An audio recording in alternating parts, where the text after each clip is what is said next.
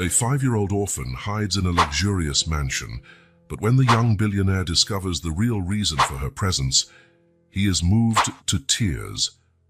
The sun was setting over Greenwich's Connecticut, casting long shadows across the meticulously manicured gardens of the Blackwood mansion. The last rays of daylight bounced off the tempered glass windows, creating a dazzling spectacle of color that would have captured anyone's attention. Anyone, that is, except Michael Blackwood. At 35, Michael was the personification of American success, at least on the surface. His angular face, with piercing gray eyes and perfectly trimmed dark brown hair, often graced the covers of prestigious business magazines. Forbes, Fortune, Bloomberg Businessweek, all had celebrated his achievements, portraying him as the archetype of the modern entrepreneur. That evening, he walked through the silent corridors of his mansion, his footsteps echoing on the Italian marble floor. Each room was a testament to his success and wealth, artworks worth millions, exclusive designer furniture, state-of-the-art technology seamlessly integrated into the home's classic architecture. But to Michael, it was all just a backdrop, a lavish stage for the empty theater of his life. His tech empire, Blue Tech, built from scratch, had made him one of the world's richest men before he turned 30. A leader in artificial intelligence and robotics innovation. With government contracts and a global presence, the company was Michael's pride. Every calculated decision, every strategic move on the corporate chessboard had brought him to the top, but at what cost? Michael stopped in front of a window, staring at the rapidly darkening sky. His own reflection stared back, an impeccably dressed man in a custom Brioni suit, a Patek Philippe watch on his wrist. But the eyes looking back at him were empty, devoid of the spark that had once driven him. Loneliness was his most constant companion. Relationships, mere transactions, superficial encounters with people who saw only the billionaire, never the man. Family. His parents had passed away years ago, leaving him as the sole heir to a name he had turned into a global brand. Friends. If you could call the sycophants and opportunists around him friends. With an almost imperceptible sigh, Michael moved away from the window. It was time for his nightly routine, a rare whiskey, financial reports to review, perhaps a video call with the team in Tokyo. The same routine as always, the monotonous ticking of a life measured in acquisitions and profits. It was then that something changed. A noise, subtle, almost imperceptible, but definitely out of place in the mansion's sepulchral silence. Michael froze, his senses, honed by years of corporate paranoia, going into high alert. Again, a creaking of wood, as if someone were moving stealthily. "Security," Michael called out, his voice echoing through the empty corridors. No answer. Strange. His security team was renowned for their efficiency and discretion. Where were they? Guided by a mixture of curiosity and caution, Michael followed the sound. His once confident steps were now measured, calculated. Every corner, every shadow could hide a threat. After all, there was no shortage of people who would like to see the mighty Michael Blackwood vulnerable. The noise led him to a seldom used part of the mansion, an old guest wing that had remained vacant for years. The shadows seemed denser here, the automated lights responding slowly to his presence. Michael felt something he hadn't felt in a long time, the chill of the unknown. That's when he saw her. In the darkest corner of the room, curled up behind an old armchair, was a child, a little girl, no more than 6, with dark, tangled hair falling over her face. Her eyes, wide and frightened, stared at Michael with a mixture of fear and hope. For a moment, time seemed to freeze. Michael, the business titan, the man who could buy and sell companies with a single phone call, was paralyzed. The presence of this child in his impenetrable fortress was so incongruous, so absurd, that for an instant he questioned his own sanity. Who are you?" Michael's voice came out softer than he intended, his usual hardness giving way to a gentleness he didn't recognize in himself. The girl didn't reply immediately. Her eyes, a deep brown that seemed to hold universes of pain, studied Michael with disconcerting intensity. When she finally spoke, her voice was barely a whisper, fragile like thin glass. I'm Sophia, she said, the words trembling on her lips. Please, don't send me back. Please. The plea in her voice hit Michael like a punch in the gut. Suddenly, all his self-preservation instincts, all the layers of indifference he had carefully built over the years, seemed to melt before this terrified child. Back. Back where, Sophia? Michael approached slowly, as if dealing with a wounded wild animal. Each step was measured, careful. Sophia shrank even more, if that was possible. Her small fingers clutched a worn-out backpack, her knuckles white from the grip. To them, she whispered, fear palpable in every syllable. The Johnsons. My foster parents. Michael's mind worked furiously. A foster child on the run. How had she ended up here, slipping past his state-of-the-art security systems? And more importantly, why was she so terrified of going back? Sophia, Michael said, kneeling so he was at her eye level, completely ignoring the fact that his $10,000 suit was now touching the dusty floor. You're safe here. No one is going to hurt you. Can you tell me why you ran away? It was as if a dam had broken. The words started pouring out of Sophia, interrupted by sobs and tremors. They're mean, she began, her voice gaining strength as she spoke. They hit me, lock me in the dark basement. They say I'm useless, that nobody loves me. Each word was like a knife to Michael's heart. He, who had shielded himself from the world's emotions, now felt a growing anger, an indignation he hadn't experienced in years. They make me work all the time, Sophia continued, the words now flowing in a torrent. Cleaning, cooking, working in the garden. If I do something wrong, they... Her voice faltered, and she hugged her knees, rocking back and forth. That's when Michael noticed them. The bruises, dark marks on Sophia's arms, partially hidden by the sleeves of her dirty, oversized t-shirt. Marks that could not have come from children's play or simple accidents. Sophia, Michael said, his voice now a mixture of gentleness and tightly controlled anger he barely recognized in himself. Can I see your arms? Reluctantly, Sophia stretched out her trembling arms. Michael felt his stomach turn. The bruises were extensive, in various stages of healing. Some looked fresh, others had already turned yellowish. And it wasn't just her arms. Now that he looked closer, he could see marks on Sophia's neck, a bruise almost hidden by her hair at her temple. They did this to you? The question was almost unnecessary, but Michael needed to hear it, needed to be sure.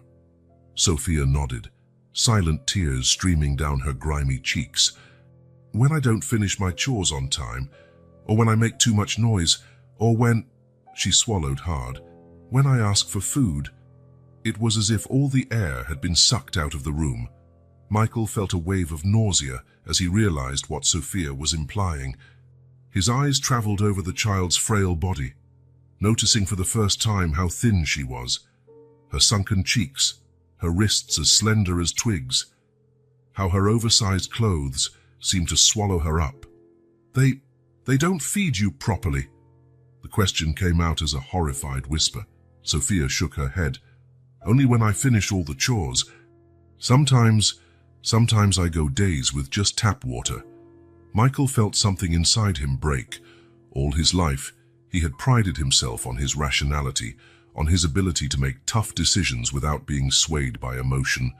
But now, in front of this broken child, all his cold logic crumbled. Tell me more, Sophia, he urged, his voice gentle, encouraging.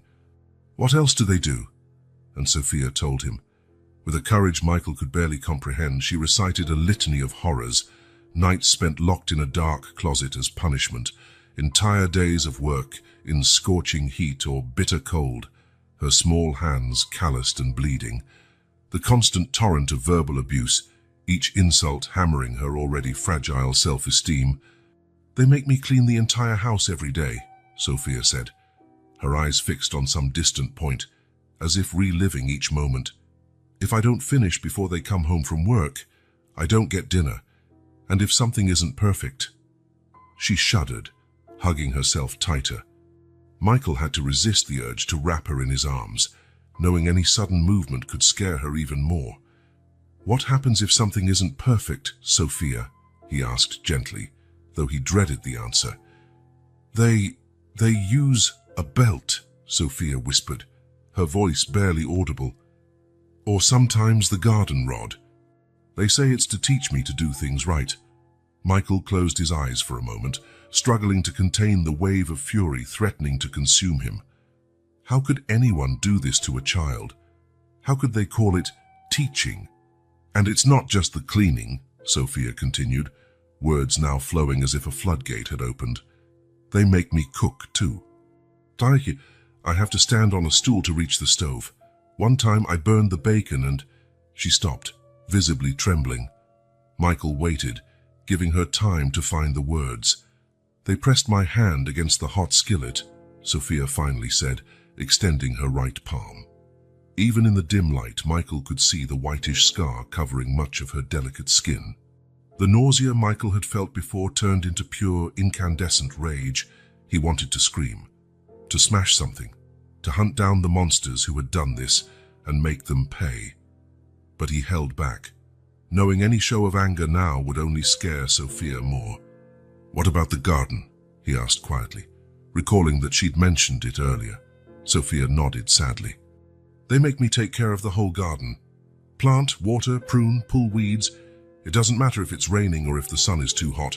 If I complain, they say I'm ungrateful, that I should be thankful for having a roof over my head. Michael looked at Sophia's small hands, noticing for the first time the calluses and cuts. Hands that should have been holding crayons and toys, not gardening tools and cleaning supplies. What about school? He asked, dreading the answer. Sophia lowered her gaze, nervously picking at the hem of her worn t-shirt. They took me out of school last year, said it was too expensive and I wasn't smart enough to be worth the investment. Now they say they homeschool me, but what, Sophia? They never actually teach me anything, she whispered. They just give me chores to do. They say learning to work is more important than reading silly books. Michael felt his heart break a little more. It wasn't enough that they were inflicting physical and emotional abuse. They were also robbing Sophia of her education, of her future. What about the neighbors? Michael asked, a part of him still hoping there was some light in this dark story. Did they never notice anything? Sophia shook her head sadly. The Johnsons are very careful. When there are visitors or when we go out, they act like they're the best parents in the world. They make me wear nice clothes to hide the bruises, and they threaten me so I'll smile and act happy. She paused, biting her lower lip. Once, I tried to tell my teacher at school, but the Johnsons found out. They locked me in the basement for 3 days after that. No food, no water, just darkness. They said if I told anyone again, it would be much worse.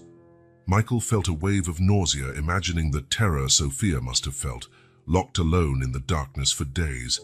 A 6-year-old child, punished so cruelly for seeking help. The injustice of it all hit him with full force. How did you manage to escape, Sophia? He asked gently, marveling at this little girl's courage.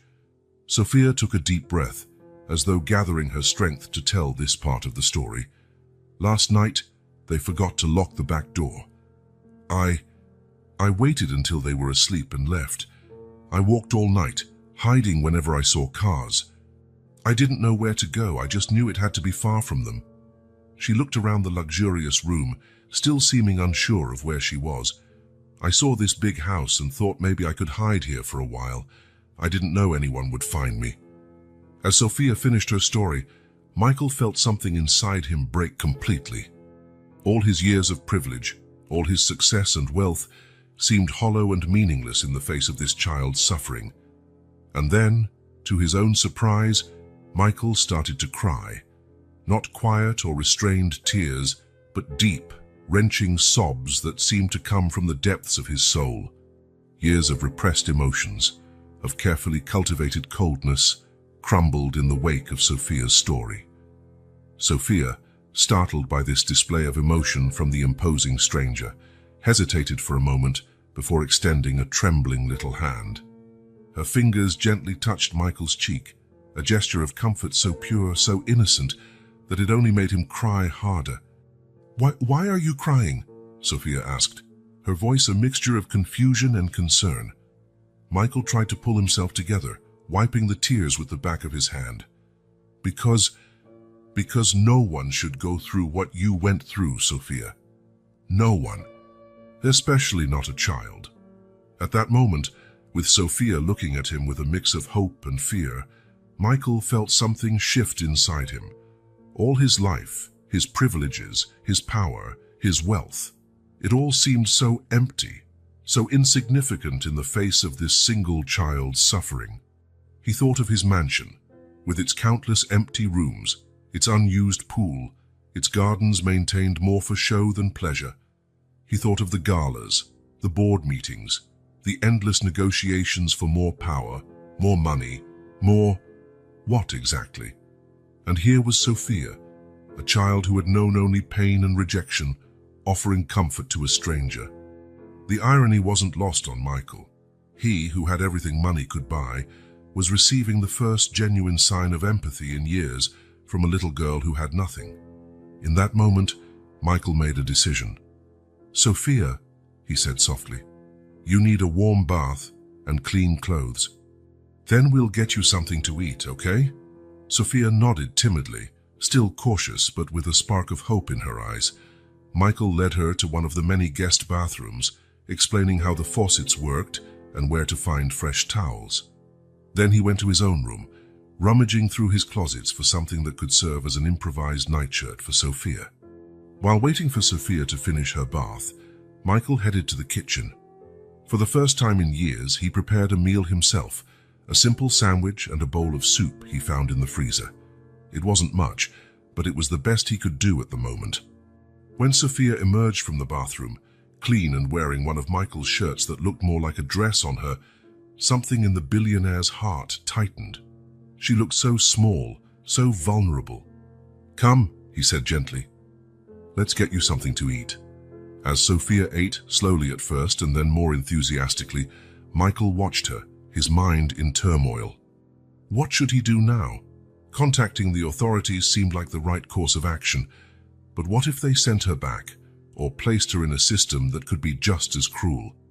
"Sophia," he finally said, "you know I should call the police, right?"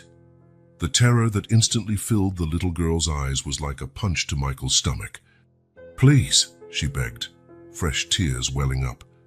"Please don't send me back, they'll hurt me. Please." Michael felt his heart break all over again. He knew what the law said he should do, but looking at Sophia, at the palpable fear in her eyes, he couldn't bear the thought of betraying her trust. "All right," he said gently, "I won't call anyone tonight. We'll rest, and tomorrow we'll figure out what to do, okay?" Sophia nodded, visibly relieved. Michael led her to one of the guest bedrooms, making sure she was comfortable before retreating to his own room. But sleep didn't come easily to the billionaire that night. Lying in his king-size bed, on his Egyptian cotton sheets, Michael couldn't stop thinking about Sophia, sleeping in the next room. How his life had changed completely in just a few hours. How, for the first time in years, he felt truly alive. But with that feeling came a crushing anxiety. What should he do? What was the right thing to do? The consequences of his actions, or inaction, weighed heavily on him. As the night wore on, Michael Blackwood, the man once known only for his wealth and power, now found himself redefined by a silent promise made to a frightened child. And as the sun began to rise, marking the start of a new day, he knew his real journey had only just begun. Dawn had barely broken when Michael Blackwood descended the stairs of his mansion, his eyes heavy from a restless night. His impeccable suit and rigid posture sharply contrasted with the storm of emotions consuming him inside. Sophia's unexpected arrival had turned his world upside down, and he now faced a dilemma none of his business experience had prepared him for. Upon reaching the kitchen, Michael found Linda, his longtime housekeeper, already at work. Linda was a middle-aged woman with grey hair always pulled into a neat bun and kind eyes that seemed to see right through any facade. She had been a constant presence in Michael's life since he inherited his parents' mansion and was probably the closest thing to family he had. "Good morning, Mr. Blackwood," Linda greeted him, a note of concern in her voice. "You look like you didn't sleep well. Is everything all right?" Michael hesitated for a moment, weighing his options. He knew he needed help, and Linda had always been loyal and discreet. Making a decision, he shut the kitchen door and sat down at the table. "Linda," he began, his voice low and tense, "I need to tell you something, and I need you to keep it absolutely confidential." Linda's expression grew serious as she sat across from Michael. "Of course, sir. What happened?" Michael took a deep breath and started telling Sophia's story, how he had found her, the abuse she had suffered, and the dilemma he now faced. As he spoke, he saw Linda's expression shift from shock to horror, and finally to fierce determination. "Where is the girl now?" Linda asked as soon as Michael finished. "In the guest room on the second floor," Michael replied. "I think she's still asleep." Linda nodded, her eyes shining with a mix of compassion and resolve. "Mr. Blackwood, you did the right thing by not calling the authorities immediately. God knows what might happen if she was sent back to those horrible people or thrown into the system." Michael felt a weight lift from his shoulders at Linda's words. "So you think we should keep her here, but how? Isn't that illegal?" Linda sighed. "Legally complicated, no doubt, but morally, it's the only right thing to do at the moment. That child needs safety, care, and time to recover before we deal with any legal complications." "And you'd help me with this?" Michael asked, a note of hope in his voice. Linda smiled, a warm smile that lit up her face. "Of course, Mr. Blackwood. I'll take care of Sophia as if she were my own granddaughter. No one but us will know she's here." The relief Michael felt was almost palpable. "Linda, I don't know how to thank you." "No need to thank me," Linda gently interrupted. "It's the right thing to do. Now let's focus on helping this little girl and finding out more about her situation." At that moment, as if called by their conversation, they heard hesitant footsteps on the stairs. Sophia appeared in the kitchen doorway, still wearing Michael's oversized shirt, her eyes wide with fear when she saw Linda. Sensing the child's apprehension, Linda immediately softened her expression and posture. "Hello, sweetheart," she said in a gentle voice. "You must be Sophia. I'm Linda. I'm here to help take care of you, if you'll let me." Sophia looked at Michael for reassurance. When he nodded encouragingly, she relaxed a bit. "Hello," she whispered. "So you must be hungry," Linda continued, already moving about the kitchen. "How about some pancakes with maple syrup? That used to be Mr. Blackwood's favorite breakfast when he was a child." Sophia's face lit up slightly at the mention of pancakes, and she nodded shyly. While Linda prepared breakfast, Michael headed to his office. He had an important call to make. Dialing a number he rarely used, he waited until a familiar voice answered on the other end. Elliot Reynolds speaking. "Elliot, it's Michael Blackwood. I need your services. It's a delicate, urgent matter." Elliot Reynolds was a private investigator Michael had hired a few times in the past to vet potential business partners. He was known for his discretion and efficiency. "I'm listening, Mr. Blackwood," Elliot said, professional as always. Michael explained Sophia's situation, omitting the fact that the girl was currently in his house. He asked Elliot to investigate the Johnsons, her foster parents, as well as the entire adoption process. "I want to know everything about them," Michael concluded. "Their backgrounds, finances, whether there have been previous abuse allegations, everything. And I want to know how a child could end up in such a terrible situation without anyone noticing." "Understood, Mr. Blackwood," Elliot replied. "I'll get started right away. Expect to hear from me soon." After hanging up, Michael returned to the kitchen. The scene that greeted him warmed his heart in a way he never expected. Sophia was sitting at the table, eating pancakes with a cautious enthusiasm he hadn't yet seen in her. Linda sat beside her, speaking softly and occasionally stroking the girl's hair. Seeing Michael, Sophia gave a shy smile, a bit of syrup at the corner of her mouth. "These are the best pancakes I've ever eaten," she said quietly. Michael felt something tighten in his chest. It was the first time he'd seen a genuine smile on Sophia's face. "Linda always made the best pancakes," he responded, sitting down at the table. As they ate, Linda and Michael exchanged meaningful looks. They knew they had a long road ahead, but they were determined to protect Sophia at all costs. In the days that followed, a routine began to form at the Blackwood mansion. Linda took on the role of Sophia's primary caregiver, while Michael balanced his business responsibilities with his new role as the girl's protector. Initially shy and frightened, Sophia slowly began to open up under Linda's gentle care. The housekeeper had a special way with the little girl, instinctively knowing when to offer comfort and when to give her space. One afternoon, as Linda was combing Sophia's hair after a bath, the little girl began to talk about her life before the adoption. "I don't remember much about my real mom," Sophia said softly. "But I remember she used to sing to me every night. She had a beautiful voice." Linda listened attentively, her heart breaking at the pain evident in the girl's voice. "What happened to her, sweetheart?" Sophia shrugged, tears filling her eyes. "They said she got really sick. I stayed in a place with lots of other kids for a while, and then the Johnsons came to get me." Linda hugged Sophia gently, letting the child cry on her shoulder. "You are very brave, Sophia, and now you're safe here with us." Meanwhile, Michael was receiving the first updates from Elliot. The investigator had uncovered a concerning history. There had been previous allegations of neglect against the Johnsons, though nothing had been proven. Their finances were unstable, with significant debts.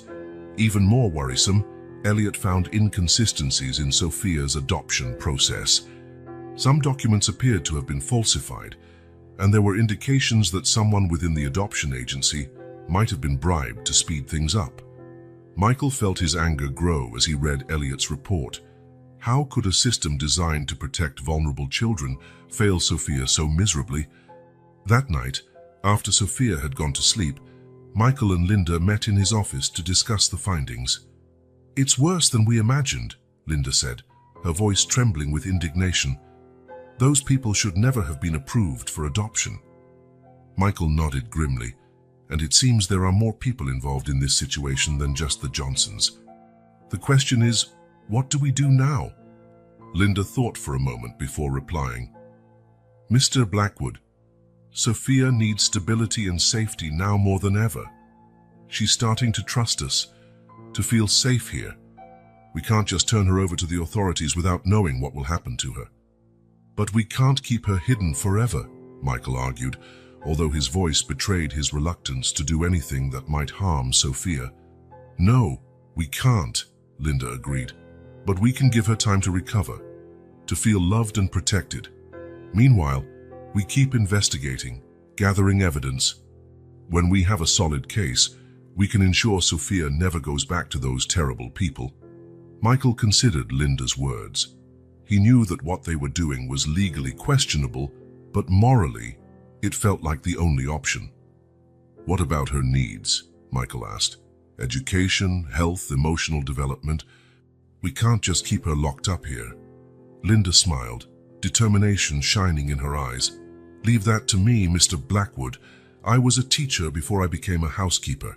I can handle Sophia's education. As for her health, I know a discreet doctor who can make house calls if needed.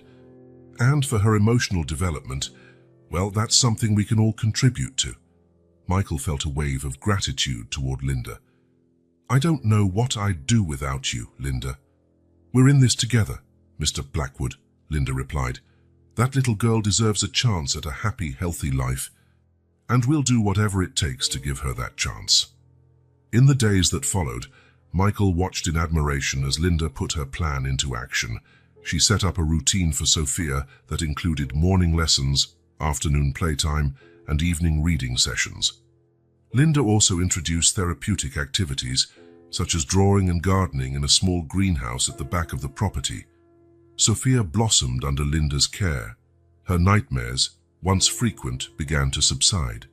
She smiled more, talked more, and even started humming softly while drawing or helping Linda in the kitchen.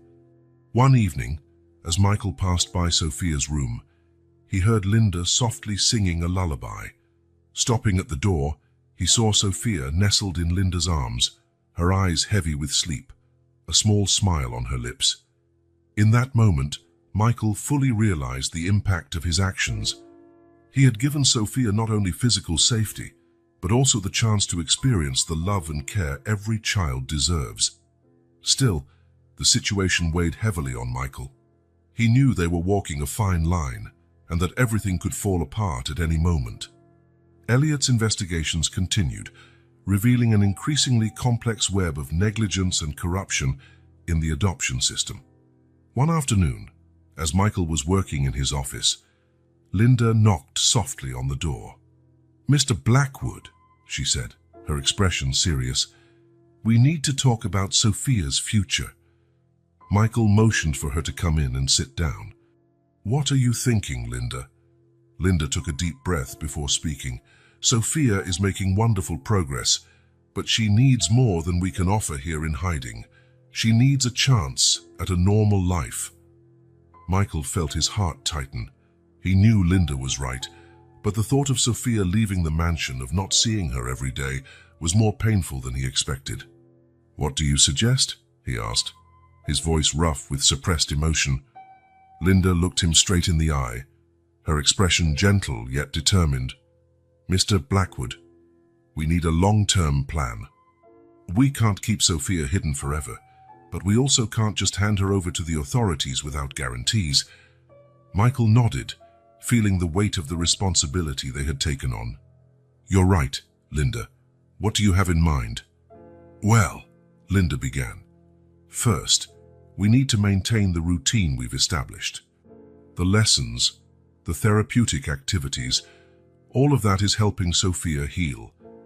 But we also need to think about how we'll handle the legal side eventually." Michael frowned with concern. "Elliot is still investigating. What he's finding is disturbing, to say the least. It looks like there's a far bigger corruption network than we initially thought." Linda shook her head, dismayed. "That's terrible. How many other children could be suffering because of this corruption?" "It's what keeps me up at night," Michael admitted. "But I also worry about Sophia. How can we guarantee her safety and well-being without alerting the authorities?" Linda thought for a moment before answering. "Mr. Blackwood, I think we need to continue as we are for now. Give Sophia time to heal, to feel safe. In the meantime, we keep gathering evidence, building a strong case. When we're ready, we can ensure she'll never be returned to those people." Michael agreed. "You're right. We can't risk Sophia's well-being by acting too hastily." At that moment, as if summoned by their conversation, they heard light footsteps in the hallway. Sophia appeared at the office door, her bright eyes and a book in her hands. "Michael! Linda, can I read you a story?" she asked, her voice full of excitement. Michael and Linda exchanged significant looks before turning to Sophia with warm smiles. "Of course, dear," Linda said. "We'd love to hear it." As Sophia settled between them and began to read, her voice growing more confident with each word, Michael felt a wave of emotion wash over him. Watching Sophia's progress, hearing her voice, once timid and now so full of hope, was living proof they were doing the right thing. Later that night, after Sophia had gone to bed, Michael and Linda continued their conversation. "Linda," Michael began quietly, "do you think we're doing the right thing by keeping Sophia hidden?" Linda sighed, choosing her words carefully. "At this moment, Mr. Blackwood, I believe so. She's healing here, she's safe, learning and starting to trust again. If we hand her over to the authorities now, we don't know what could happen."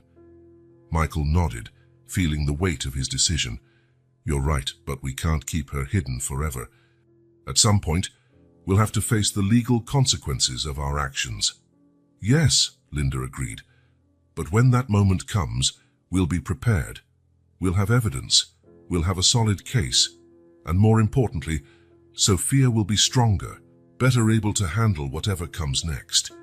Michael felt another wave of gratitude for Linda.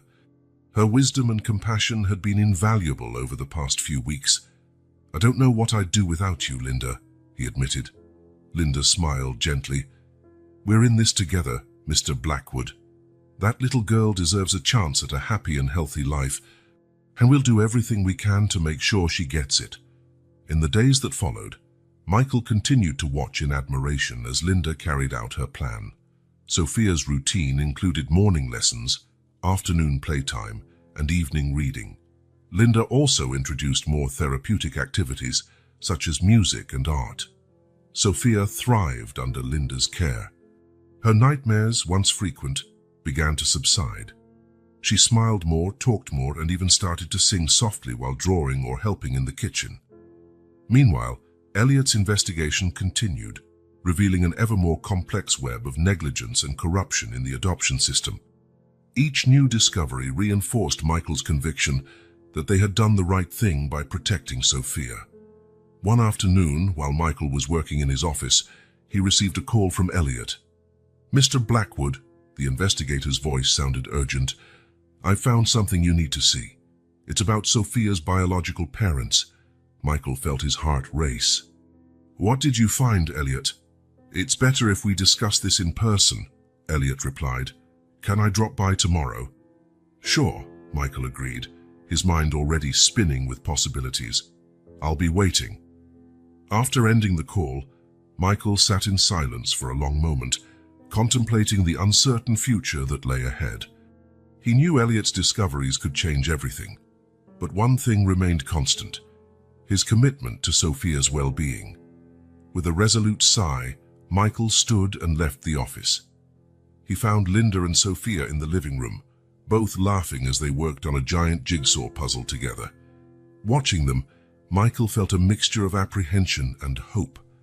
Whatever the future held, he knew they would do whatever was necessary to protect Sophia and secure her future.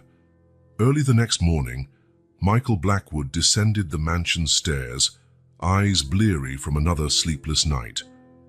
The recent discoveries by Elliot Reynolds, his private investigator, weighed on him like lead.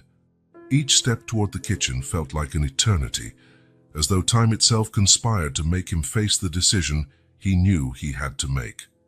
Entering the kitchen, he found Linda already preparing breakfast, her face a mirror of his own apprehension. "Good morning, Mr. Blackwood," she greeted softly. "You look like you didn't sleep." Michael nodded, running a hand over his tired face. "Linda, we need to talk.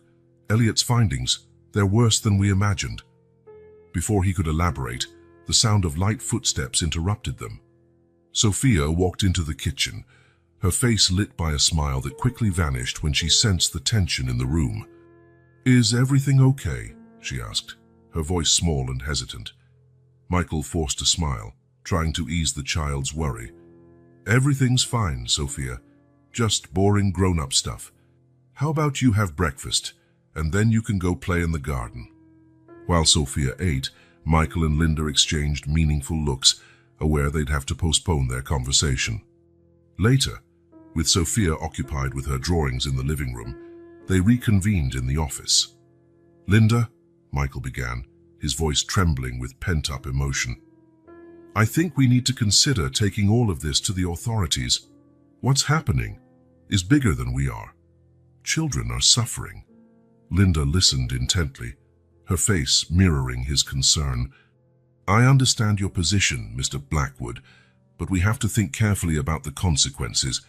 What will happen to Sophia if we do that?" As if conjured by the mention of her name, a piercing scream rang out from the living room. Michael and Linda rushed to find Sophia curled up in a corner, eyes wide with terror, struggling to breathe. "Don't send me back," she screamed between sobs. "Please don't send me back to them." Linda immediately knelt by Sophia's side, speaking to her in a calming, soothing voice. "Shh, sweetheart, it's all right. No one is sending you back. "You're safe here." Michael watched helplessly as Linda gently calmed the little girl, guiding her through breathing exercises and whispering words of reassurance. Sophia's panic was palpable, a visceral reminder of her trauma. When Sophia finally fell asleep from sheer exhaustion, cradled in Linda's arms, Michael felt the weight of his decision more than ever. How could he even consider doing anything that would inflict such terror on this child who had already suffered so much? Linda looked at Michael, compassion and determination filling her eyes. "Mr. Blackwood," she said softly, "I know you want to do the right thing, but maybe the right thing isn't as simple as it seems. Sophia needs us now more than ever." Michael nodded slowly, feeling defeated. "You're right, Linda. But what do we do then? We can't just ignore what we've learned." Linda thought for a moment before replying, "Maybe it's best to dig deeper before taking any drastic action. The more information we have, the better prepared we'll be to protect Sophia and any other children who might be in danger." Linda's suggestion made sense to Michael. He agreed, deciding he would have Elliot delve even further, uncovering every sordid detail of this web of corruption and abuse. In the days that followed, life at the Blackwood mansion took on a tense routine. By day, Linda and Michael tried to maintain an appearance of normalcy for Sophia, continuing her lessons and activities. But at night, once Sophia was asleep, they met to discuss Elliot's latest discoveries. The investigator had uncovered a disturbing history of the Johnsons. There were previous reports of abuse in other cities, carefully covered up by bribes and political connections. The couple seemed to move from state to state, leaving a trail of traumatized children behind. Each new revelation made Michael's stomach churn. How had these people managed to pass the adoption process repeatedly? The answer, unfortunately, seemed to lie in a complex network of corrupt officials and negligent bureaucrats. Meanwhile, Sophia's nightmares worsened. Night after night, Linda and Michael were awakened by her terrified screams. In her dreams, Sophia relived the horrors she had endured, often revealing details she hadn't mentioned before. One particularly difficult night, after calming Sophia from yet another nightmare, Linda shared with Michael something the girl had mentioned during her panic. She talked about a basement, Mr. Blackwood, Linda said, her voice trembling slightly. A place they used to lock her up for days, sometimes without food or water. She said there were other kids there too at some point. Michael felt a fresh wave of nausea. The thought of Sophia and possibly other children locked in a dark basement, hungry and terrified, was almost more than he could bear.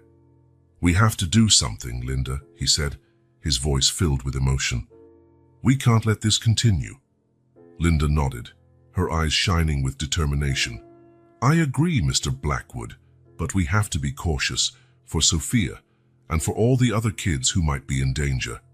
Over the next few days, Linda intensified her efforts to help Sophia cope with her trauma. She introduced art therapy techniques, encouraging Sophia to express her feelings through drawings and paintings. She also began teaching the girl simple meditation and mindfulness exercises adapted to her age. Michael watched in admiration as Linda worked tirelessly, and he observed Sophia's slow but steady progress. The little girl still had moments of fear and anxiety, but she also showed surprising resilience. One afternoon, as Linda and Sophia worked in the garden planting flowers in a small plot they had created together, Michael observed from his office window. The scene was so peaceful, so normal, that for a moment he almost forgot about the storm looming on the horizon. The ringing of the phone brought him back to reality. It was Elliot, his voice urgent on the other end of the line. "Mr. Blackwood, I've discovered something you need to see immediately," the investigator said. "It's about the Johnsons. I think I've found evidence of a crime far more serious than we thought." Michael felt his heart pound. "What are you talking about, Elliot?" "Child trafficking, Mr. Blackwood," Elliot replied, his voice low and grim. "I think the Johnsons might be involved in a child trafficking ring." The world seemed to stand still. Michael looked out the window again, seeing Sophia laughing while Linda helped her plant daisies. The contrast between the idyllic scene outside and Elliot's horrific revelation felt surreal. "Come at once, Elliot," Michael said, his voice steady despite the whirlwind of emotions in his chest. "We need to discuss this in person." Hanging up, Michael realized he stood at the greatest moral crossroads of his life. The situation had become infinitely more complex than he ever could have imagined. It was no longer just about protecting Sophia, but possibly saving countless other children from a terrible fate. As he waited for Elliot's arrival, Michael watched Linda and Sophia in the garden, his heart heavy with the knowledge of what lay ahead. He knew that the decisions he would make in the coming days would shape not only Sophia's future, but perhaps the fate of many other vulnerable children. When Elliot arrived, the three of them, Michael, Linda, and the investigator, gathered in the office. Elliot laid out his findings, each word more shocking than the last. The child trafficking network was extensive, involving not only the Johnsons, but also corrupt employees in the adoption system, local politicians, and even some members of law enforcement. "What do you suggest we do, Elliot?" Michael asked, his voice shaky but determined. "Honestly, Mr. Blackwood, this is too big for us to handle alone. We need to involve the federal authorities, the FBI, maybe even the Department of Justice." Michael closed his eyes, thinking of Sophia and her terror of being sent back. But he also thought of all the other children who might be suffering right now. Linda, who had been silent until then, finally spoke. "Mr. Blackwood, I know it's not my place, but I believe you're right about involving the authorities, but I also believe our priority should be protecting Sophia. She trusts us. We can't betray that." Michael nodded, feeling a surge of gratitude for Linda. "You're absolutely right, Linda. Sophia is our #1 priority." Turning back to Elliot, he continued, "We need a plan, one that lets us expose this ring without putting Sophia or any other child in immediate danger." The three of them spent the next few hours discussing strategies, weighing the risks and benefits of each course of action. As night wore on, a plan began to form. Risky, but offering the best chance of both justice and protection for the children involved. By the time they finished, the sky outside was already lightening with the first rays of dawn. Michael stood, feeling exhausted but resolute. "Elliot, start preparing everything. Linda, we're going to need you more than ever to keep Sophia safe and calm in the coming days." They both nodded, their faces reflecting the same determination Michael felt. As Elliot left and Linda went off to begin preparations for the day, Michael remained alone in his office. He walked over to the window, watching the sun rise over the mansion's gardens. The phone rang sharply in Michael Blackwood's office, shattering the morning silence. With a sigh, he picked up, expecting another business call. But the tense voice of Elliot on the other end made his heart race. "Mr. Blackwood, we have a problem," the investigator said without preamble. "A missing person report has been filed for Sophia. The police are starting to investigate." Michael felt the blood run cold in his veins. He knew this moment would come, but he had hoped for more time. "How long do we have, Elliot?" "Not long. The police are already asking around. It's only a matter of time before they come to your property." Thanking Elliot for the information, Michael ended the call and immediately went looking for Linda. He found her in the kitchen, making breakfast with Sophia, a scene of domestic normalcy starkly contrasted by the urgency of the situation. "Linda, we need to talk," Michael said, giving Sophia a significant look. "Understanding," Linda smiled at the girl. "Sophia, sweetheart, why don't you finish your drawing in the living room while I talk to Mr. Blackwood?" As soon as Sophia left, Michael explained the situation to Linda. Her face turned pale, but she remained composed. "What do we do now, Mr. Blackwood?" she asked, her voice low and worried. "We need to protect Sophia at all costs," Michael said, his mind already formulating plans. "But we have to be careful. If we're caught hiding her, things could get even worse." Linda nodded, understanding the gravity of their position. "Should we tell Sophia? She needs to be prepared if the police come." Michael hesitated. The idea of frightening Sophia unsettled him, but he knew Linda was right. "Yes, but gently. We don't want to trigger another panic attack." Together, They called Sophia back into the kitchen. Speaking in gentle, reassuring tones, they explained that some people were looking for her, but promised they would do everything possible to keep her safe. "Sophia," Michael said, kneeling to look her in the eye, "if someone comes here looking for you, it's very important you stay quiet and hide, okay? Can you do that for us?" Sophia nodded, her eyes wide with fear, but trusting. "I promise," she whispered. In the following days, tension filled Blackwood Mansion.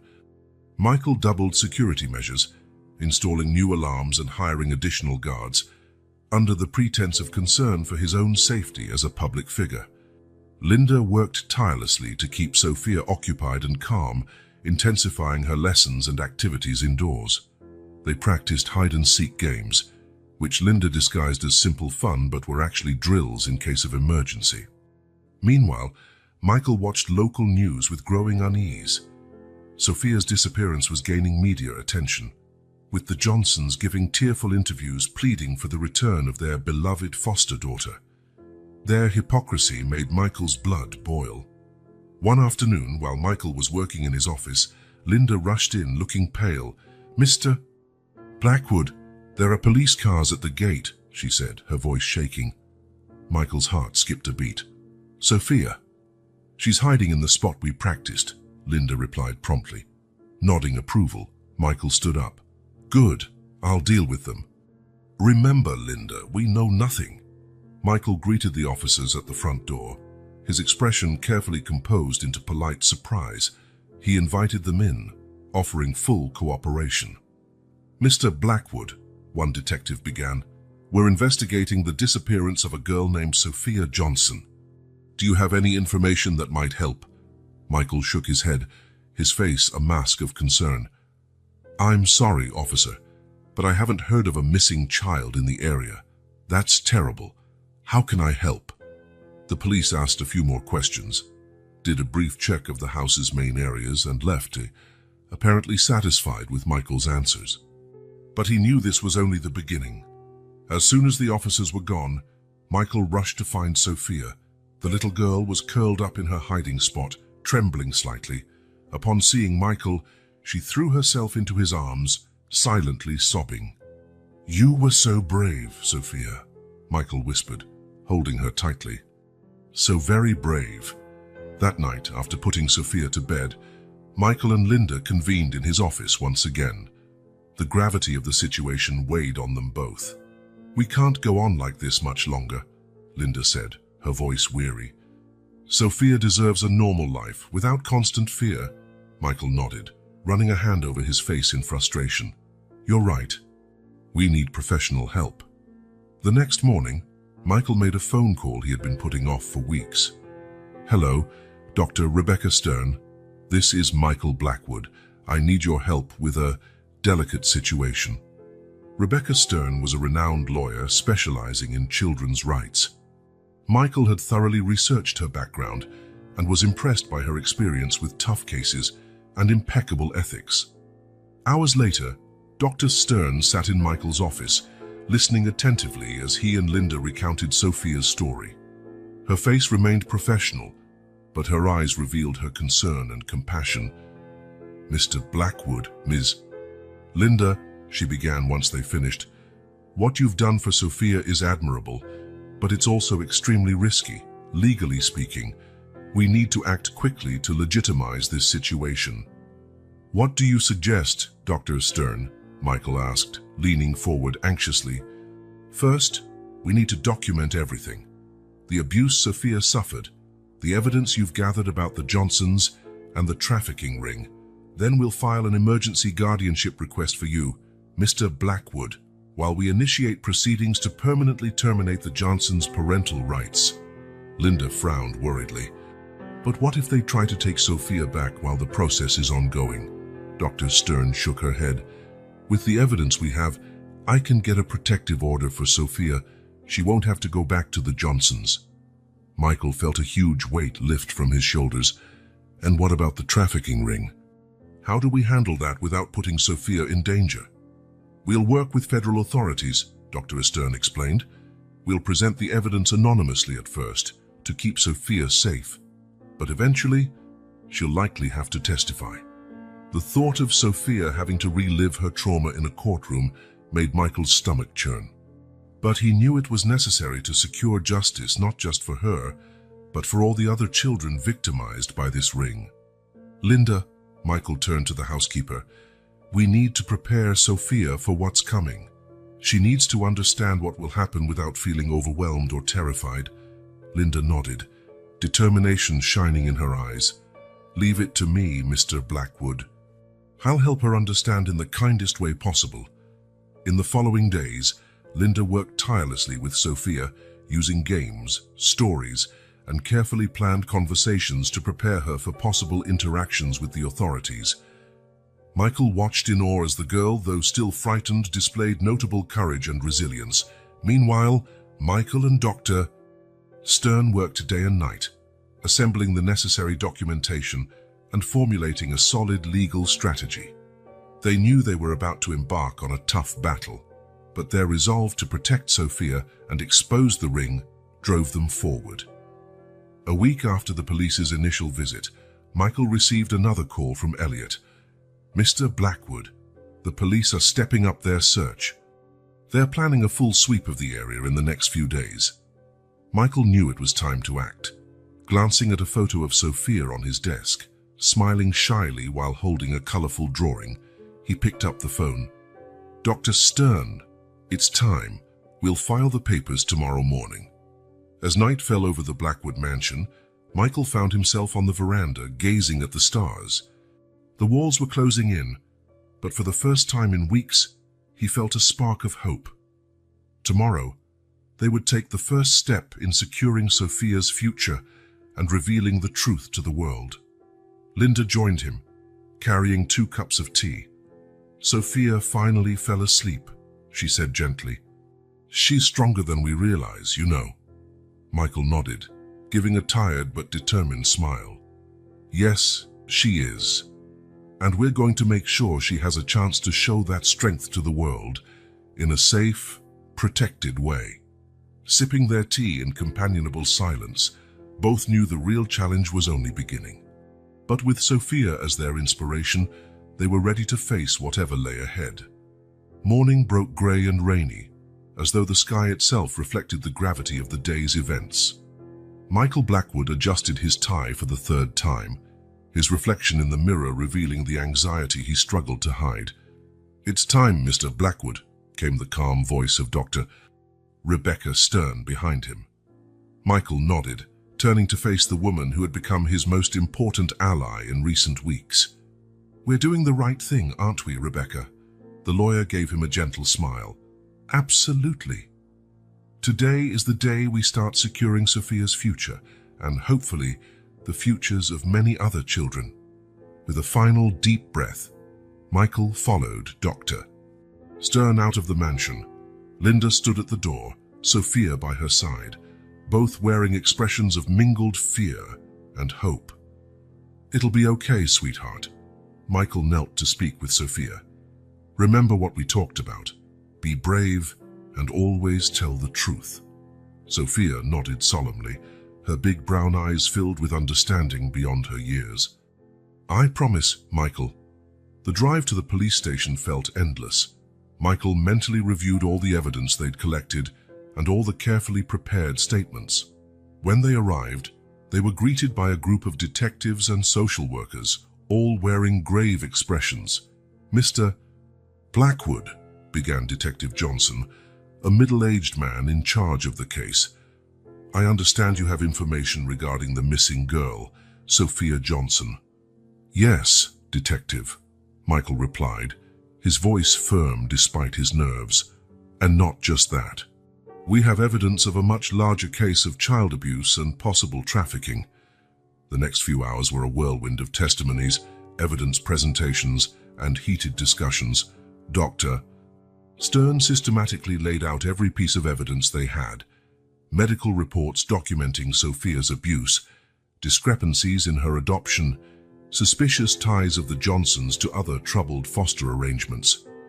As the truth emerged, Michael watched the expressions of the officers change. from skepticism to shock, and finally to fierce resolve. When it was time for Sophia to give her statement, Michael's heart ached. The little girl entered the interview room, tiny and fragile, yet with a courage that filled Michael with pride.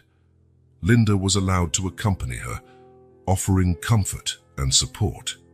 Sophia spoke quietly but clearly about the abuse she had suffered, the long hours of forced labor, the cruel punishments. Silent tears slid down Linda's face, and Michael fought the urge to interrupt and protect Sophia from having to relive the ordeal. Near the end of her statement, Sophia mentioned something that caught everyone's attention. "They had a secret safe," she said almost casually, "behind the big painting in the living room. I saw them hiding papers there once when they thought I was asleep." Detective Johnson exchanged a significant look with his colleagues. "Do you know what kind of papers they were, Sophia?" The girl shook her head. "No, but they always got really nervous when talking about them. They said it was their insurance." This information sparked a flurry of activity. While Sophia was taken to a safe location, accompanied by Linda and social workers, the police moved to obtain a warrant to search the Johnsons' home. Michael spent the next few hours in a state of controlled anxiety, waiting for news. Dr. Stern stayed by his side, providing legal guidance and moral support. Time dragged on, each minute feeling like an eternity. Finally, late in the afternoon, Detective Johnson returned, his face a mix of triumph and disgust. "We found the safe," he announced, "and what's inside, it's worse than we imagined." The documents in the safe were a goldmine of evidence. There were detailed records of suspicious financial transactions, correspondence with corrupt adoption system employees, and most shockingly, falsified paperwork related not just to Sophia's adoption, but to several other children. "This is much bigger than we thought," Detective Johnson said, running a hand over his weary face. "We're dealing with an organized network of adoption fraud and possible child trafficking." The revelation sent shockwaves through the police department. What had started as an investigation into one missing child had turned into a federal case of large-scale fraud and illegal adoption. In the following weeks, the case dominated local and national headlines. The Johnsons were arrested, along with several adoption officials and even a local judge. Each day brought new shocking revelations about the extent of the corruption and abuse. For Sophia, these days were an emotional roller coaster. Although she was relieved not to return to the Johnsons, uncertainty about her future weighed heavily on her. Placed under state protection temporarily, she now lived in a shelter, with regular visits from Michael and Linda. Linda, in particular, became a pillar of emotional support not just for Sophia, but for Michael as well. Her visits to the shelter provided the sense of normalcy and comfort that Sophia so desperately needed. "How is she really?" Michael asked Linda after one of these visits, his voice betraying his worry. Linda sighed, choosing her words carefully. "She's strong, Mr. Blackwood, stronger than any child should have to be. But she's also scared and confused. All she wants is a home, a family that truly loves her." Linda's words hit Michael hard. He knew he had grown attached to Sophia in a way he never expected, and the idea of her going through the foster system again terrified him.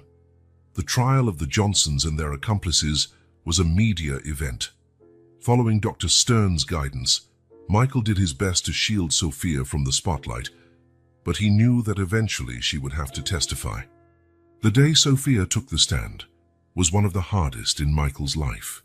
He watched, heart pounding, as the little girl bravely recounted her story before a packed courtroom. It was during this testimony that Sophia unintentionally provided the final piece of the puzzle. Describing her life with the Johnsons, she mentioned overhearing conversations about other children, names and places that had meant nothing to her at the time. Those seemingly insignificant details led investigators to uncover a child trafficking network spanning several states. Sophia's case had become the catalyst for one of the largest crackdowns on child trafficking in recent memory. As the trial neared its conclusion, Michael found himself thinking more about the future. What would happen to Sophia now? The thought of her returning to the adoption system after everything she had endured was unbearable. One difficult evening, after a long day in court, Michael found Linda waiting for him in his office. "Mr. Blackwood," she began, her voice gentle but firm, "I think we need to talk about Sophia's future." Michael nodded wearily, collapsing into a chair. "I know, Linda. I can't stand the thought of her going through all this again. She deserves a home, a family that loves her." Linda gave him a soft smile, her eyes shining with emotion and determination. "Yes, she does, and I think we both know where she can find that."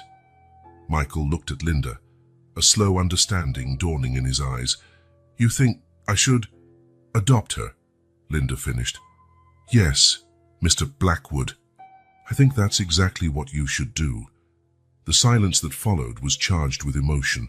Michael felt his heart race at the possibility. He, who had never considered fatherhood, now couldn't imagine his life without Sophia. "But what if I'm not good enough?" he whispered, voicing his deepest fears. "What if I make mistakes?" Linda chuckled softly. "Oh, Mr. Blackwood, you certainly will make mistakes. All parents do. But what Sophia needs isn't perfection. She needs love, stability, and safety. And you've already proven you can give her all that." Linda's words seemed to dispel Michael's remaining doubts. Suddenly he knew exactly what he had to do. "Thank you, Linda," he said, standing with new energy. "I think I have an important call to make."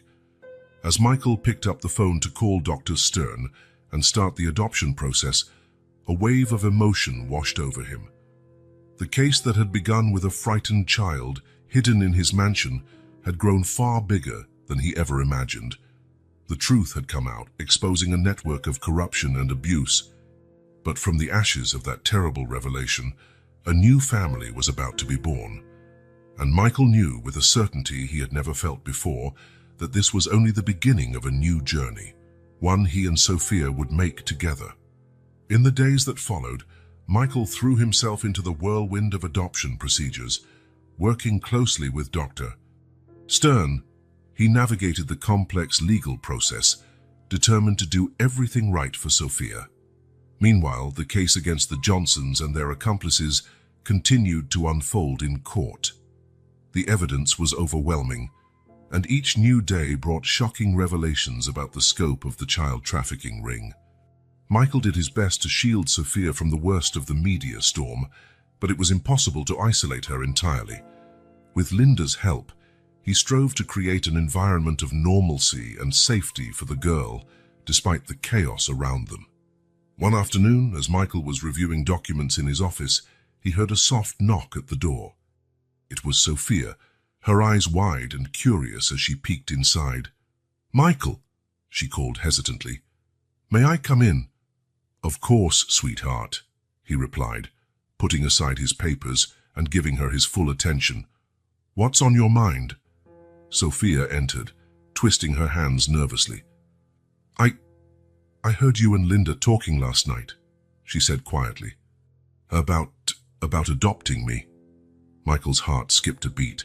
He hadn't planned to have this conversation so soon, wanting to wait until everything was more certain, but looking at Sophia's anxious face, he knew honesty was best. "Yes, Sophia," he said gently. "I was thinking about adopting you. How do you feel about that?" There was a tense moment of silence as Sophia processed the information. Then, to Michael's joy and surprise, a radiant smile spread across the little girl's face. "I'd love that," she exclaimed, throwing herself into Michael's arms. You really want to be my dad?" Michael felt tears fill his eyes as he hugged her tightly. "More than anything in the world, sweetheart," he whispered. That moment of joy was a beam of light amid the ongoing court battle. In the weeks that followed, Michael worked tirelessly to finalize the adoption, determined to provide Sophia with the family and safety she deserved.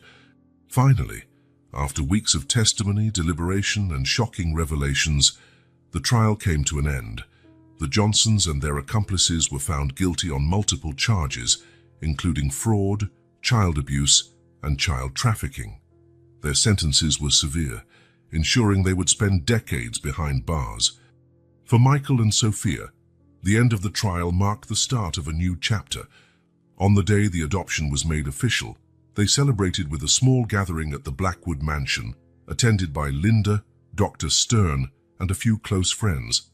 Watching Sophia laugh and play, her face lit with a joy he'd never seen before, Michael felt a profound sense of peace and purpose. The road that led them here had been hard and often painful, but every challenge, every obstacle, was worth it for this moment. "You did a wonderful thing, Mr. Blackwood," Linda said softly, approaching him with 2 glasses of champagne. Michael smiled, accepting a glass. "We did, Linda. I couldn't have done it without you." They toasted quietly, watching Sophia. Michael knew there would still be challenges ahead. There was much to heal, much to learn, but looking at his new daughter, he felt an unshakable certainty that together they could face anything.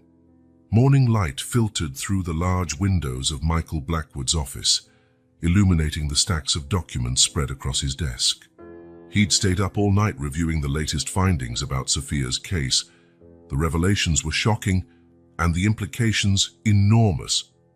Michael rubbed his tired eyes, trying to process it all. The scale of the fraud and corruption in the adoption system was far greater than he'd ever imagined. It wasn't just Sophia's case. Dozens of other children had been victimized by this terrible scheme. A soft knock at the door interrupted his thoughts. It was Linda, carrying a steaming cup of coffee. "Thank you, Linda," Michael said, gratefully accepting the cup. "How's Sophia this morning?" Linda hesitated before answering. "She's processing, Mr. Blackwood. She spent much of the night awake, asking questions about her adoption, her biological parents. It's a lot for a child to handle." Michael nodded, feeling a pang of guilt. He knew revealing the truth to Sophia would be hard, but it was necessary. She had the right to know her own story. "I'll go talk to her," he said, standing up. "We need to face this together." He found Sophia in the garden, sitting on her favorite swing, gazing pensively into the distance. Seeing Michael approach, she gave him a small smile, though her eyes were full of worry. "Hi, Michael," she said softly. "Hi, sweetheart," he replied, settling onto the swing next to hers. "Linda said you had a tough night. Want to talk about it?" Sophia was silent for a moment, gently swaying. "It's all so confusing," she finally said. "I always knew the Johnsons weren't my real parents, but now it feels like nothing I knew about myself is real." Michael's heart clenched at the pain in her voice. "I know it's hard, sweetheart, but there's one thing you need to know for sure. You are loved. By me, by Linda, by everyone who's met the amazing girl you are." Sophia looked at him, her eyes shining with tears she hadn't shed yet.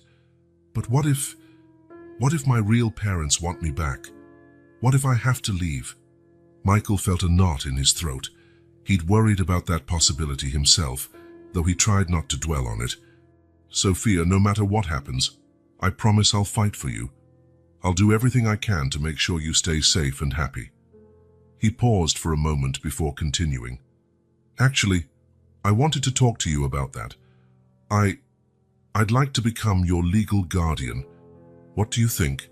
Sophia's eyes widened in surprise. You want to be my father?" Michael gave her a gentle smile. "Yes, sweetheart. If you'd like that, I would love to be your dad." For a moment, Sophia was still, processing what he'd said. Then, with a muffled sob, she threw her arms around Michael, holding on tightly. "Yes," she whispered. "Yes, please." In that moment, holding Sophia close, Michael knew he'd do anything to protect this child. No matter the obstacles, he was committed to giving Sophia the home and family she deserved. Over the following days, Michael immersed himself in the process of becoming Sophia's legal guardian. It was a path strewn with bureaucratic hurdles and stringent evaluations. Every aspect of his life was scrutinized. His finances, his background, his capacity to care for a child. The first step was a series of interviews with social workers. Michael meticulously prepared, gathering documents demonstrating his financial and emotional stability. He was questioned about his daily routine, his plans for Sophia's future, and how he would handle the challenges of raising a child with a traumatic past. "Mr. Blackwood," asked one of the social workers, a middle-aged woman with sharp eyes, "do you understand that caring for a child who has experienced trauma requires an extraordinary commitment? It's not something you can delegate to nannies or housekeepers." Michael nodded earnestly. "I fully understand. I've already started reorganizing my professional life to have more time for Sophia. My priority now is her." The social worker scribbled notes, her face giving nothing away. "What about Sophia's education? How do you plan to address the time she spent out of school?" "I've already hired private tutors to help her catch up," Michael explained. "We're going at a pace she's comfortable with, and when she's ready, we plan to enroll her in a regular school." The questions continued, covering everything from Sophia's diet to Michael's plans for handling adolescence. Though exhausting, Michael recognized the necessity of such scrutiny. After all, Sophia's well-being was at stake. Linda was an invaluable ally throughout the process. She not only cared for Sophia while Michael dealt with legal matters, but also offered eloquent statements about the relationship between Michael and the girl. "Mr. Blackwood may not have experience as a father," she said during one of the evaluations, "but the love and dedication he has for Sophia are undeniable. I've seen firsthand how he's restructured his life to care for her." Linda's testimony was especially compelling. Her long history with the Blackwood family and her clear affection for Sophia left a strong impression on the assessors. "Mrs. Thompson," asked one of the social workers, "in your opinion, is Mr. Blackwood truly prepared for the demands of single fatherhood?" Linda smiled, her eyes shining with conviction. "Mr. Johnson, I've worked for the Blackwood family for over 3 decades. I watched Michael grow from a privileged boy into a successful businessman, but never, in all those years, have I seen him so dedicated, so committed to something as he is to Sophia. He may not have experience, but he has love, resources, and determination. Most importantly, he has Sophia, who inspires him to be better every day." As the legal process unfolded, Sophia continued her journey of recovery. With Michael's and Linda's support, she attended regular therapy sessions, learning to cope with her traumatic past and envision a brighter future. Dr. Emily Chen, the child therapist working with Sophia, was impressed by her progress. "Sophia shows remarkable resilience," she told Michael during one of their updates. "Of course, there's still a lot of work to do, but the stable, loving environment you and Linda have provided is making a world of difference."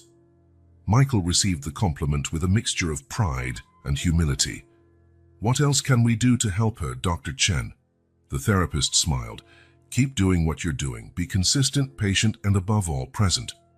Sophia needs to know you'll be there for her no matter what." Those words became a mantra for Michael. Over the following months, he made every effort to be present in Sophia's life. He helped her with homework, attended her art therapy sessions, and spent hours simply playing with her in the garden. One day, as they colored together in the living room, Sophia looked at Michael with a serious expression.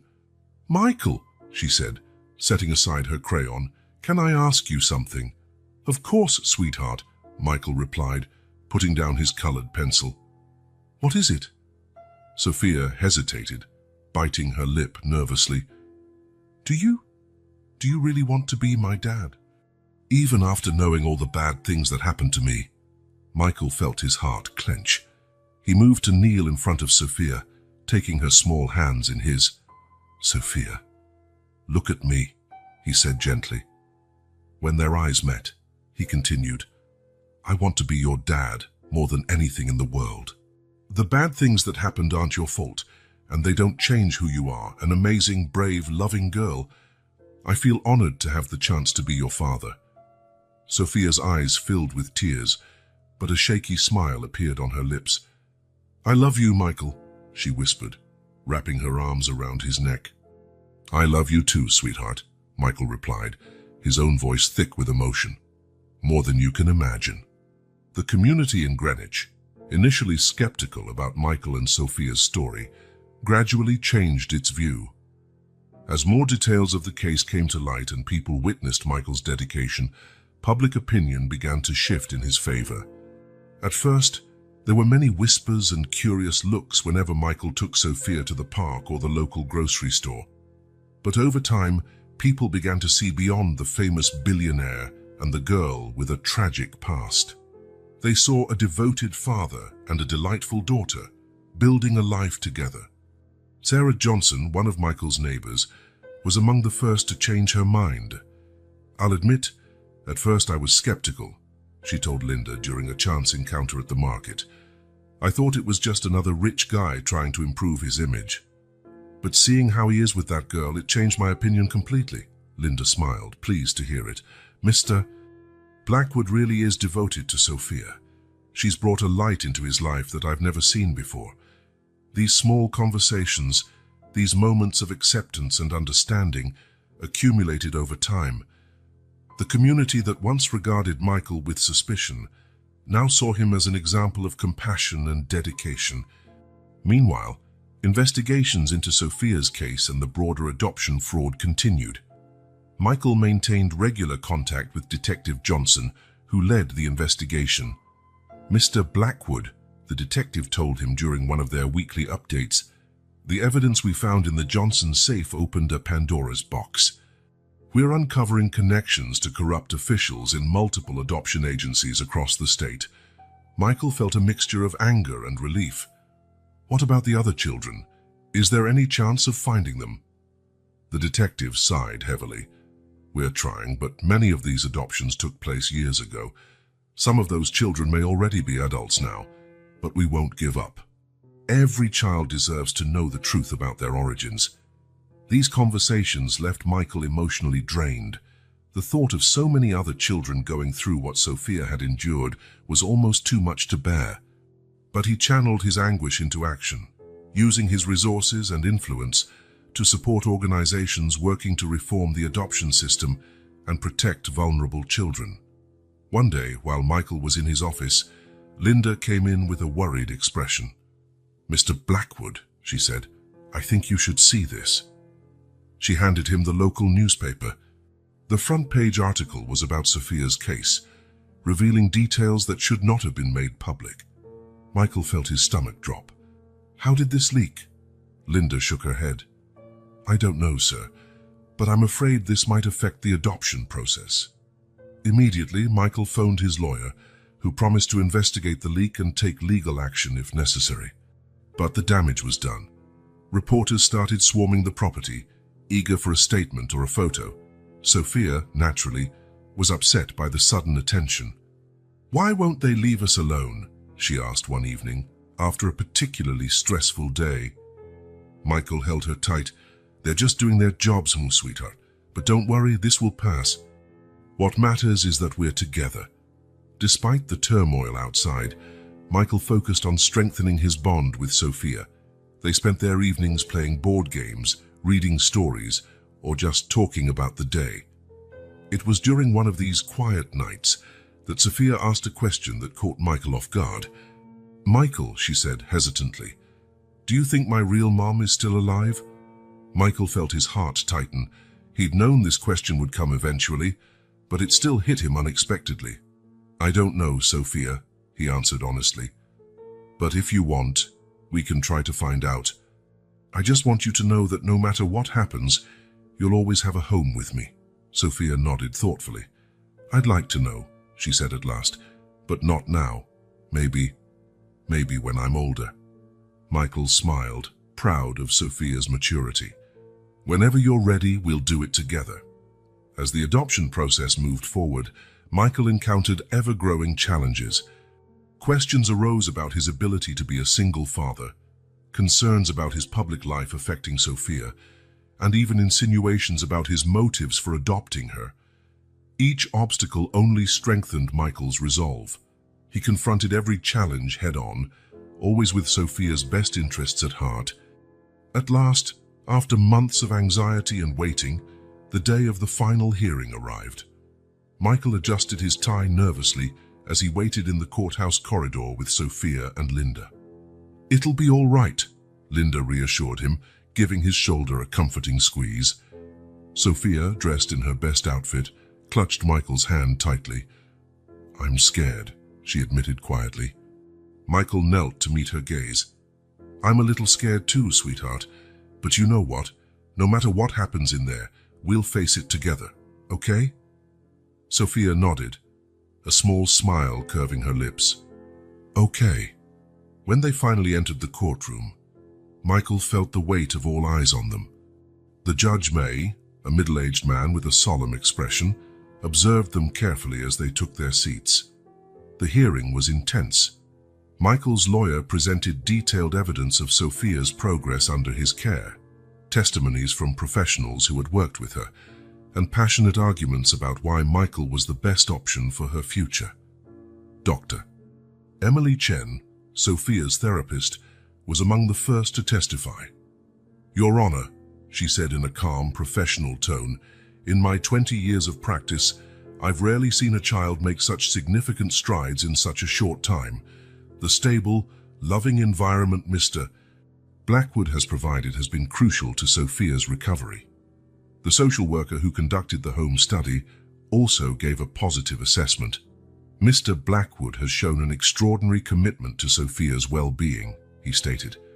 "He's completely rearranged his life to meet her needs, and the bond between them is evident." But the most emotional moment came when Sophia was called to speak. Gathering her courage, she stood and spoke in a small but firm voice about her desire to stay with Michael. "He makes me feel safe," she said, her voice trembling slightly. "He makes me feel loved. I want him to be my dad." The judge listened attentively, occasionally asking questions and taking notes. His expression remained neutral throughout, revealing nothing of his eventual decision. Finally, after what felt like an eternity, the judge prepared to announce his ruling. Michael held his breath, feeling Sophia squeeze his hand tightly.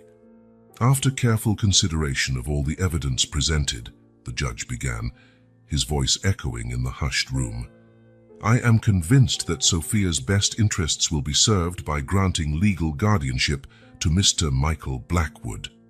Applause erupted in the courtroom. Michael pulled Sophia into a tight hug, tears of joy streaming down his face.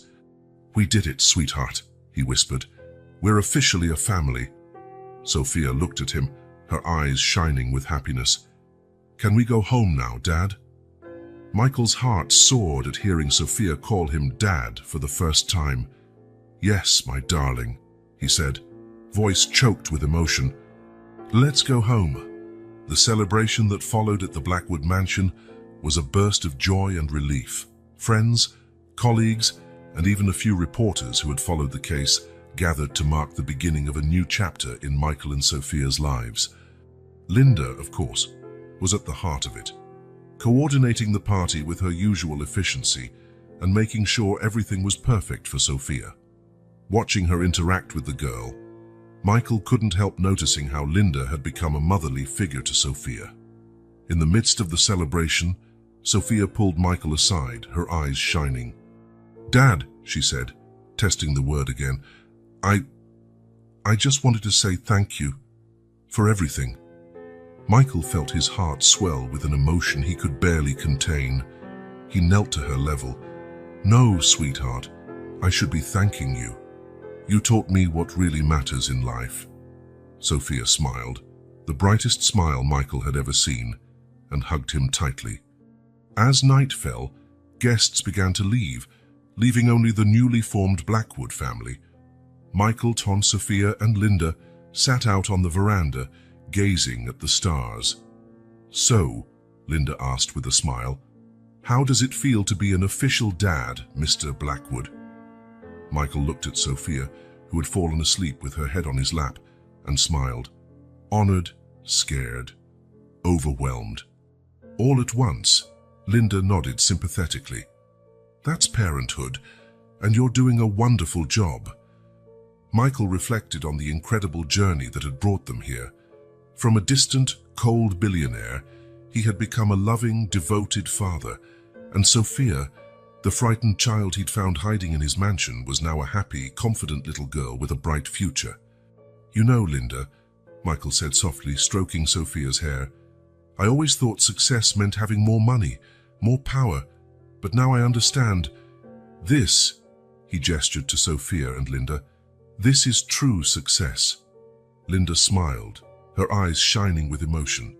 "Welcome to the family, Mr. Blackwood." As the night sky sparkled overhead, Michael knew his life had changed forever, and he couldn't have been happier about it.